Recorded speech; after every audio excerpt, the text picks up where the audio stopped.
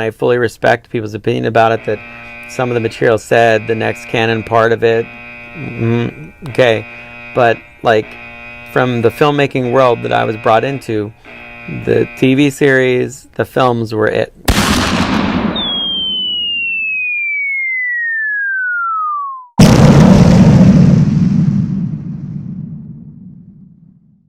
Little Dave, I don't know. Oh man, what, do you think Ahsoka's gonna live through Clone Wars, or am I gonna change continuity? You can do whatever you want. It's your show, Dave. Oh, that's true. That's true. I could do that, couldn't I? Well, who knows?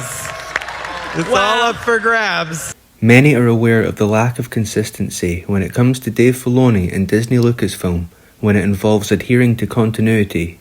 They have disregarded pre-established lore and even their own. There are even those who defend this by quoting Dave Filoni, where he stated that George Lucas once told him that continuity was for wimps. This is not the only occasion that Filoni has used George Lucas's name to appeal to authority. In fact, this sentiment actually mirrors his own philosophy when it comes to canon and continuity. He once said that people get into all these debates about what's canon and what's not, and sometimes forget just the special nature of telling a good story and creating great characters. This was also exposed by actor Sam Witwer, who explained that Dave Filoni convinced him that Star Wars is like a campfire story that can change with every retelling. Dave Filoni and I once had this argument that educated me greatly, because I was all concerned. There was this thing I was recording as Darth Maul for this audiobook, and it wasn't, strictly speaking, consistent with something that we did in Clone Wars. Right. And I said, Dave, what should I do? Should I tell them to change the line? Should I blah, blah? What do you think? How do I solve this problem? And he just said, Sam, it's good if the stories are different. Well, what do you mean? It has to be consistent. He's like, no, it doesn't. No, it doesn't. These are all tall tales. And they all of the tellings, it's great if it's a little bit different. That's reason to go seek that out, to get a different perspective on the same story. This campfire that night that was told that story, this happened and Ahsoka's lightsaber was blue.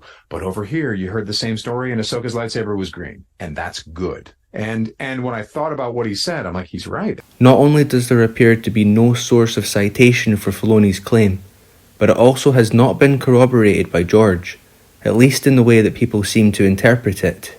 With this knowledge in mind, let's reveal the true context of George Lucas's words and where he did say that continuity is for wimps.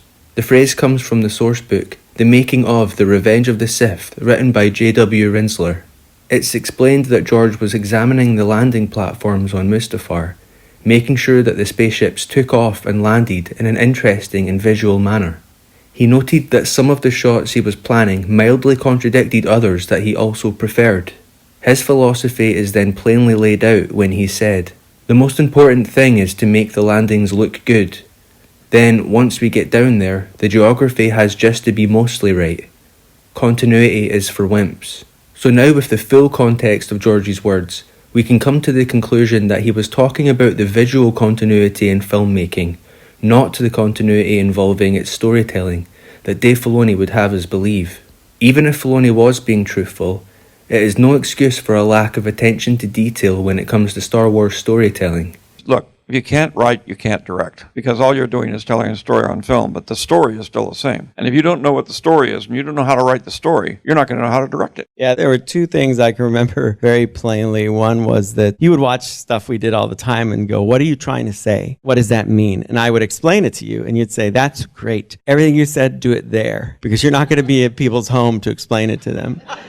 And I remember, they seem very like simple, basic things, but you get so lost in the process of making these stories, and you get it in your head that everybody knows what everything is, and you just kind of lose your way. George's movies and the expanded universe that he authorized, approved, contributed, and utilized are clear evidence that tightly maintaining continuity could pay off with fans and be one of the company's biggest successes. We had to lay down some ground rules, and the most important rule was something called continuity. All these stories had to be consistent with the movies, but also consistent with each other. Otherwise, the integrity of the mythology would be stripped away.